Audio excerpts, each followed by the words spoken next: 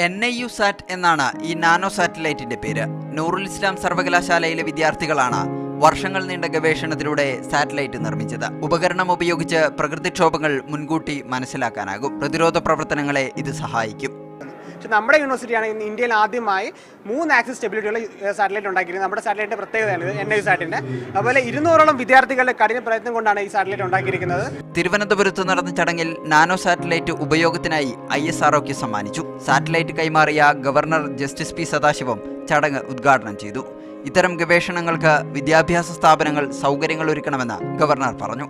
Today every Indian feels proud of the achievements in space, helping the students of Nurul Islam University in developing science speaks volumes about our scientific community's interest in encouraging innovation among our youth. ഗവേഷണത്തിലൂടെ ഒരു കൂട്ടം വിദ്യാർത്ഥികൾ തയ്യാറാക്കി